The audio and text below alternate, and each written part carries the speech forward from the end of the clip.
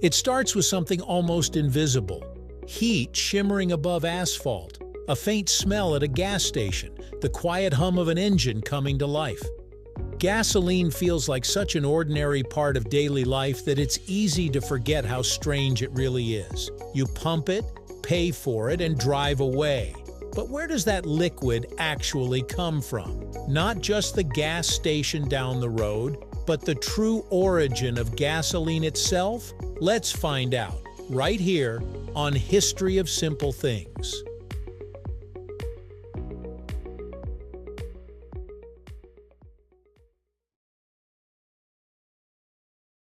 To answer that, you have to rewind the clock, not years, not centuries, but hundreds of millions of years into Earth's past. Long before humans existed, before dinosaurs even roamed the land, vast oceans covered much of the planet.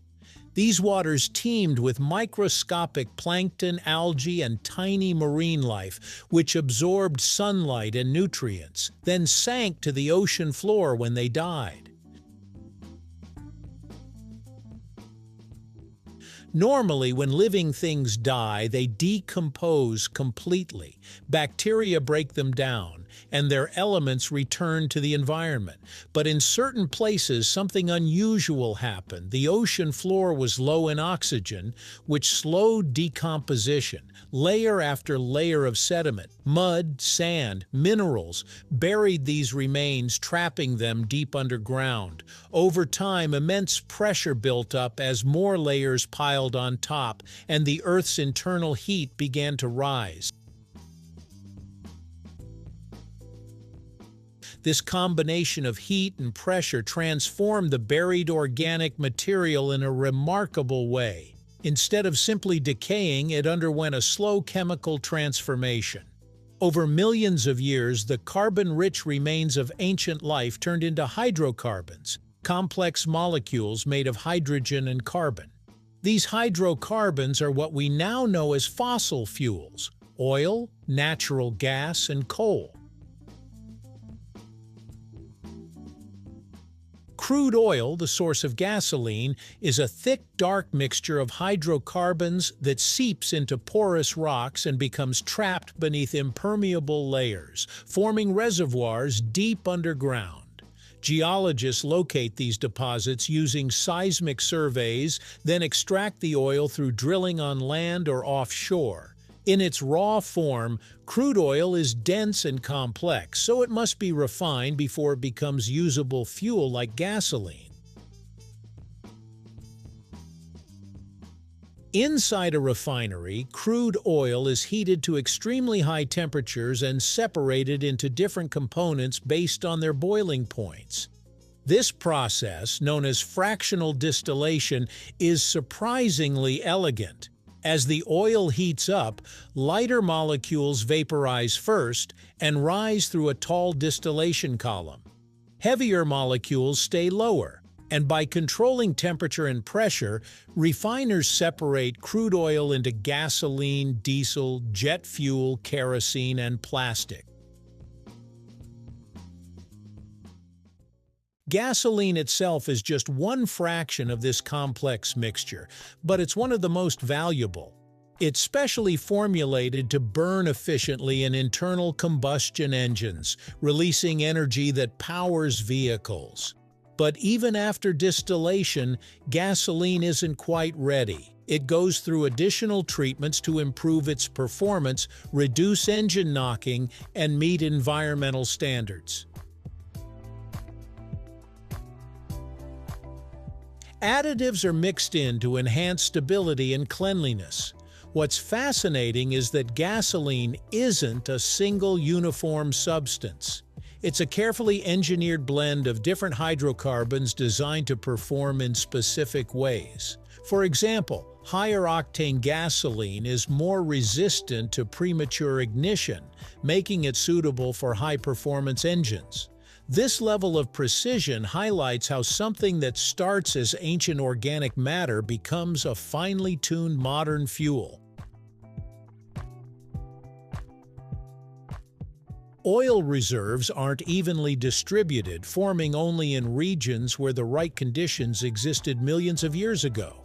Places with abundant organic material, low oxygen, and suitable geological structures like the Middle East.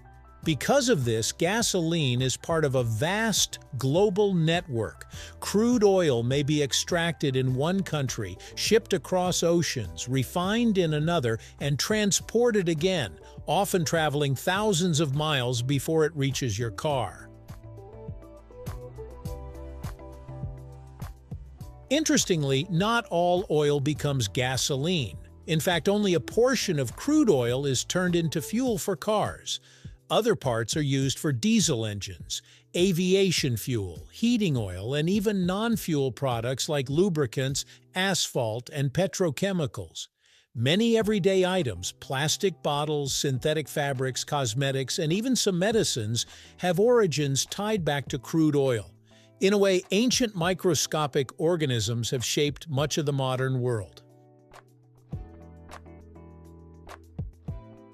Fossil fuels like gasoline are finite, forming over millions of years, but consumed far faster than they can be replaced, raising concerns about depletion and environmental impact.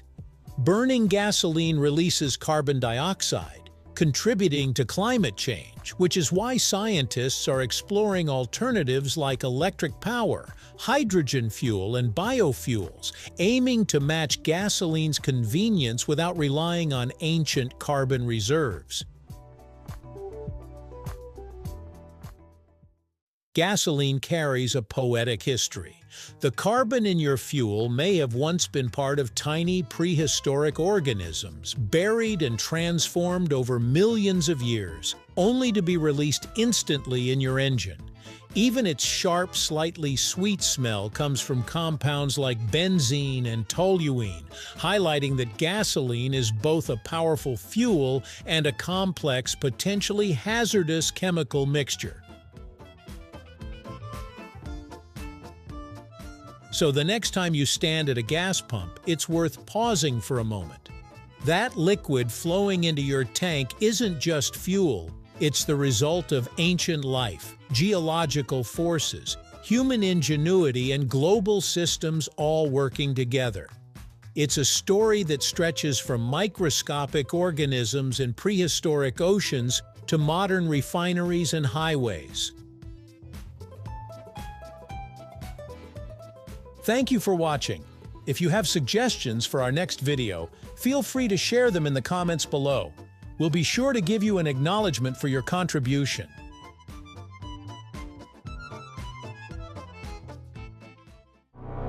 Thank you for joining us on this journey through the history of simple things. Don't forget to like, subscribe, and stay tuned for more stories woven through the smallest details.